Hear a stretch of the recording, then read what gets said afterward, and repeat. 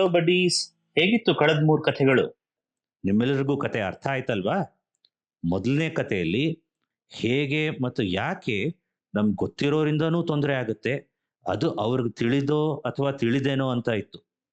ಎರಡನೇ ಕಥೆಯಲ್ಲಂತೂ ಸೀಕ್ರೆಟ್ಗಳು, ಗುಡ್ ಮತ್ತೆ ಬ್ಯಾಡ್ ಸೀಕ್ರೆಟ್ಗಳು, ಮತ್ತೆ ನಾವು ಬ್ಯಾಡ್ ಸೀಕ್ರೆಟ್ಗಳನ್ನ ನಮ್ಮಲ್ಲೇ ಇಟ್ಕೋಬಾರ್ದು ಅನ್ನೋದ್ರ ಬಗ್ಗೆ ಇತ್ತು. ನೆನಪಿದೆ ಅಲ್ವಾ ಎಲ್ಲದೂ? ಬಡೀಸ್, ಹೀಗೆ ನಮ್ಮ ಲೈಫ್ನಲ್ಲಿ ಏನಾದರೂ ಈ ರೀತಿ ನಡೆದ್ರೆ ಯಾರಿಗೆಲ್ಲ ಹೇಳಬೇಕು ಅಂತಾನು ಗೊತ್ತಿದೆ ಅಲ್ವಾ? ಬನ್ನಿ ಹಾಗಾದ್ರೆ ಅನು ಮತ್ತು ದೀಪು ಮನೇಲಿ ಇನ್ನೇನ್ ಮಾತಾಡ್ತಾ ಇದ್ದಾರೆ ಅಂತ ನೋಡ್ಕೊಂಡ್ ಬರೋಣ. ಏನನು ಸೋಫಾಗ್ ಮ್ಯಾಚಿಂಗ್ ಕಲರ್ ಡ್ರೆಸ್ ಹಾಕೊಂಡ್ ಕುತ್ಕೊಂಡಿದ್ಯಾ? ಹೇ ಹೌದಲ್ವಾ, ನಿನಗೆ ಮ್ಯಾಚಿಂಗ್ ಗೇಮ್ ಬಗ್ಗೆ ಗೊತ್ತಾ? ಮ್ಯಾಚಿಂಗ್ ಗೇಮಾ? ನಮಗೆ ಸೇಫ್ಟಿ ರೂಲ್ಸ್ನ ನೆನ್ಪಿಟ್ಕೊಂಡಕ್ಕೆ ಒಂದು ಮ್ಯಾಚಿಂಗ್ ಗೇಮ್ ಆಡ್ಸಿದ್ರು. ಹೌದಾ, ಹೇಗೆ? ಮಕ್ಕಳೇ, ನಾವು ಸಾಮಾನ್ಯವಾಗಿ ಯಾವೆಲ್ಲ ಸಂದರ್ಭಗಳಲ್ಲಿ ಹೇಗೆ ಸೇಫ್ ಆಗಿರಬೇಕು ಅಂತ ಒಂದು ಮ್ಯಾಚಿಂಗ್ ಗೇಮ್ ಆಡೋಣ. ಈ ಗೇಮ್ನಲ್ಲಿ ಬೋರ್ಡ್ನ ಒಂದು ಭಾಗದಲ್ಲಿ ಕೆಲವೊಂದು ಸನ್ನಿವೇಶ ಇರುತ್ತೆ. ಅದರ ಕೆಳಭಾಗದಲ್ಲಿ ಹಲವಾರು ಚಿತ್ರಗಳಿವೆ. ಅದರಲ್ಲಿ ನೀವು ಆಯಾ ಸನ್ನಿವೇಶಕ್ಕೆ ಸಂಬಂಧಪಟ್ಟ ಚಿತ್ರಗಳನ್ನು ಅದರ ಮುಂದೆ ಸೂಚಿಸಿ ಅದು ಹೇಗೆ ನಮಗೆ ಉಪಯುಕ್ತವಾಗಿದೆ ಎಂದು ತಿಳಿಸಬೇಕು.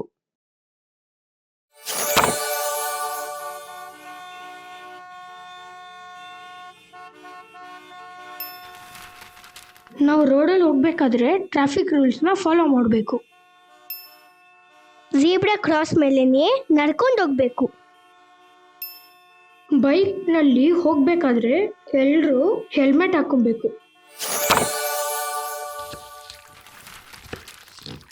ನಾವು ಚಾಕು ಯೂಸ್ ಮಾಡಬೇಕಾದ್ರೆ ಕೇರ್ಫುಲ್ ಆಗಿರಬೇಕು. ಬಿಸಿ ಪಾತ್ರೆಗಳನ್ನ ತೆಗಿಬೇಕಾದ್ರೆ ಬಟ್ಟೆನ ಯೂಸ್ ಮಾಡಬೇಕು. ಅಡುಗೆ ಆದಮೇಲೆ ಗ್ಯಾಸ್ ಸ್ಟವ್ನ ಆಫ್ ಮಾಡಬೇಕು. ಜೊತೆಗೆ ಆದಷ್ಟು ಸ್ಟವ್ ಹತ್ರ ಕಾಟನ್ ಬಟ್ಟೆಗಳನ್ನು ಹಾಕೊಂಡ್ರೆ ಒಳ್ಳೆಯದು.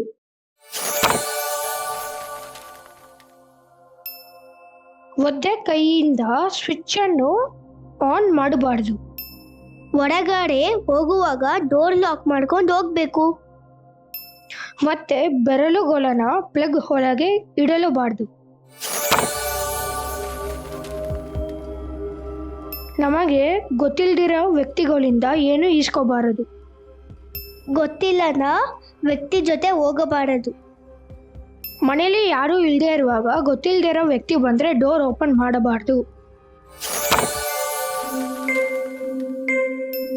ಯಾರಿಗೂ ಪರ್ಸನಲ್ ಫೋನ್ ನಂಬರ್ನ ಮತ್ತು ಮನೆ ಅಡ್ರೆಸ್ನ ಶೇರ್ ಮಾಡಬಾರ್ದು.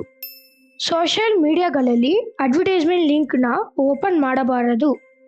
ಗೊತ್ತಿಲ್ಲದ ಅಕೌಂಟ್ ಇಂದ ಮೆಸೇಜ್ ಬಂದರೆ ರಿಪ್ಲೈ ಮಾಡಬಾರದು.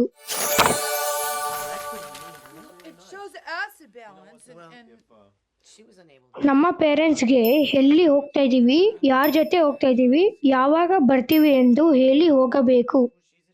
ನಿನ್ಗೆ ಹೆಂಗೋ ಟೈಮ್ ಗೊತ್ತಾಗುತ್ತೆ ಎಷ್ಟೊತ್ತಿಗೆ ವಾಪಸ್ ಬರಬೇಕು ಅಂತ? ನಿನ್ನ ಹತ್ರ ವಾಚ್ ಇರುತ್ತಾ? ಆ ಟೈಮಲ್ಲಿ ದೊಡ್ಡವ್ರನ್ನ ಕೇಳಿದ್ರೆ ಹೇಳ್ತಾರೆ ಕಣೆ. ಸೇಫ್ಟಿ ಬಗ್ಗೆ ಇಷ್ಟೊಂದು ನೆನಪಲ್ಲಿ ಇಟ್ಕೊಂಡ್ರೆ ನಾವು ಸೇಫ್ ಆಗಿರ್ತೀವಾ? ಇಲ್ಲ ದೀಪು, ನಾವು ಸೇಫ್ ಆಗಿ ಇರ್ಬೇಕಂದ್ರೆ ಇನ್ನೂ ತುಂಬಾ ವಿಷಯಗಳನ್ನ ತಿಳ್ಕೋಬೇಕು. ಹೌದಾ? ಮಕ್ಕಳೇ, ನಾವು ಇವಾಗ ಇನ್ನೊಂದು ಇಂಪಾರ್ಟೆಂಟ್ ವಿಷಯ ತಿಳ್ಕೊಳ್ಳೋಣ.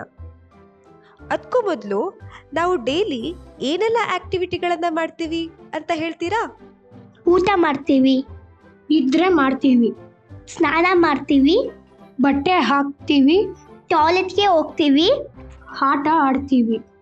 ಹೌದು, ಅದೇ ರೀತಿ ಇನ್ನಷ್ಟು ಕೆಲಸಗಳನ್ನು ಮಾಡ್ತೀವಿ. ಇದರಲ್ಲಿ ಕೆಲವೊಂದು ಪ್ರೈವೇಟ್ ಆಗಿ ಅಥವಾ ಒಬ್ಬೊಬ್ಬರಾಗಿ ಮಾಡೋ ಕೆಲಸಗಳಿವೆ. ಅದು ಯಾವುದು ಅಂತ ಗೊತ್ತಾ ನಿಮಗೆ? ಬಾತ್ರೂಮ್ಗೆ ಹೋಗುವಾಗ, ಸ್ನಾನ ಮಾಡುವಾಗ, ಬಟ್ಟೆ ಹಾಕೊಳ್ಳುವಾಗ, ಮಲ್ಕೋಬೇಕಾದ್ರೆ. ಹೌದು, ಈ ಕೆಲಸಗಳನ್ನೆಲ್ಲ ನಾವು ಒಬ್ಬರೇ ಆಗಿ ಮಾಡಬೇಕು. ನಾವು ದಿನ ಮಾಡೋ ಕೆಲಸಗಳಲ್ಲಿ ಯಾವ ಕೆಲಸಗಳು ಎಲ್ಲರ ಜೊತೆ ಮತ್ತು ಯಾವ ಕೆಲಸಗಳು ಪ್ರೈವೇಟ್ ಆಗಿ ಮಾಡಬೇಕು ಅನ್ನೋದು ಗೊತ್ತಿರಬೇಕು. ಇದು ನಮ್ಮ ಪ್ರೈವಸಿ. ಮ್ಯಾಮ್, ಇವನು ಕೇಳ್ತವನೆ ಯಾಕೆ ಪ್ರೈವೇಟ್ ಆಗಿ ಈ ಕೆಲಸಗಳನ್ನ ಮಾಡಬೇಕು ಅಂತ. ಇಲ್ಲ ಮ್ಯಾಮ್, ಇಲ್ಲ ಪರವಾಗಿಲ್ಲ, ಇದು ಒಳ್ಳೆ ಪ್ರಶ್ನೆ. ಈ ಕೆಲಸಗಳನ್ನ ನಾವು ಪ್ರೈವೇಟ್ ಆಗಿ ಮಾಡೋದ್ರಿಂದ ಸೇಫ್ ಆಗಿರ್ತೀವಿ, ಜೊತೆಗೆ ಕಂಫರ್ಟಬಲ್ ಆಗಿ ಕೂಡ ಇರ್ತೀವಿ. ಇದು ಒಂದ್ ರೀತಿ ನಮ್ಮನ್ನ ನಾವು ಸೇಫ್ ಆಗಿ ಇಟ್ಕೊಳ್ಳೋದಕ್ಕೆ ಅಂತ. ಅರ್ಥ ಆಯ್ತಾ?